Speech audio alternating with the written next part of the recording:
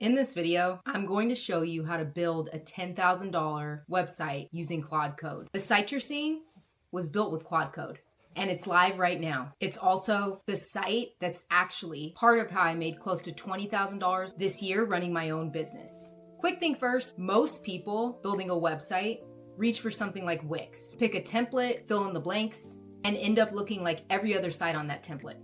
Claude doesn't work that way. It writes the actual code from scratch based on what you describe, which means I got a custom result without ever learning to code myself. I've also spent years coordinating people and moving parts before I ever touched a website. This is just the newest version of that same skill, pointed at a new problem. So here's exactly what I tell you to do. No fluff. If you already have a site somewhere, Wix, Squarespace, wherever, and you either like it or you're just tired of paying that platform every month, tell Claude Code, rebuild this website, but build it so that I can host it myself. If you don't have that yet, find a website that you genuinely like the look of and tell Claude Code to copy it. Then make it yours. Swap in your own brand colors. Drop in your own photos. If you don't have photos yet, use B-roll or motion graphics instead. Plenty of people start there. I built mine on WordPress, hosted through Bluehost, and I'll tell you exactly why. Not just because it's cheap. It lets me run calendar scheduling directly on the site, so people can book time with me without emailing back and forth. It lets me sell products directly, templates, packages, whatever. That's the actual reason, not just hosting for hosting's sake. I'm running Claude's Sonnet 5 for this, and I'll tell you why straight up. It's fast. It's plenty capable for how I actually work, and I'm not burning through my plan to get real output. That trade-off, speed and cost against how much power you actually need for the job, matters a lot. This whole website build took Claude a solid 5 to 6 hours of working time. I didn't sit and watch it though. I have a small web extension running that keeps my computer from going to sleep. So I just let it run in the background and went and did other things. Came back, checked in, gave feedback, walked away again. Here's the moment that actually mattered most in this whole build. I had a rough version of the site already. I asked Claude to take it and make it better. First pass came back fine, just fine. And the prompt I gave back was, this looks like a car that needs a car wash. Polish it up. That one sentence did more than any technical instructions could have. I wasn't telling it what button to move. I was telling it how the site should feel. Claude is better at turning feelings into specifics than most people are at writing a spec. So that became the pattern, section by section, until it stopped looking like a car that needed a wash. The next part is the part that most people skip. And it's the part I think matters most for anyone building something meant to actually work, not just look good. Every section on the site exists to move you. The headline states the problem in one line. The next section proves I understand the problem specifically. Then the offer, then the reasons to trust it, then the ask.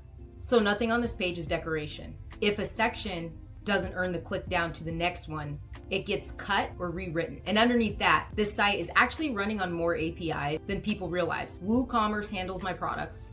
Amelia handles booking, Stripe handles payments, Brevo handles email delivery. None of those systems talk to each other by default. Somebody has to decide how they connect, what happens when one of them breaks, and who's responsible for catching it before a customer does. That somebody on the side is me.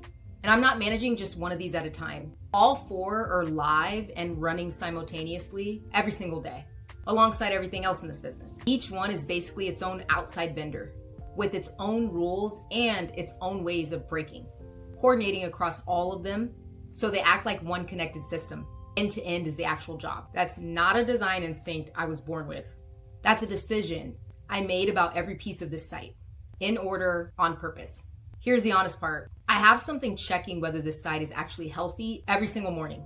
Homepage loading, checkout working, security certificate valid, email actually sending automatically before I've had coffee. Because of that, I can tell you on camera right now that a real thing is still wrong with it.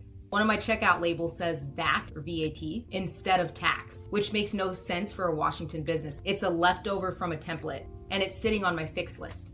I'm not hiding that. A site with 0 known problems is usually a site nobody's checked closely. I checked, I found a real issue. Now I get to decide when it gets fixed instead of finding out from a customer. Nobody was gonna hand me a report telling me the label was wrong. Finding it, deciding it actually matters, and deciding where it lands on the list next to everything else that I could be doing. That's most of what actually running this alone looks like. Creating the clarity that nobody's gonna create for me.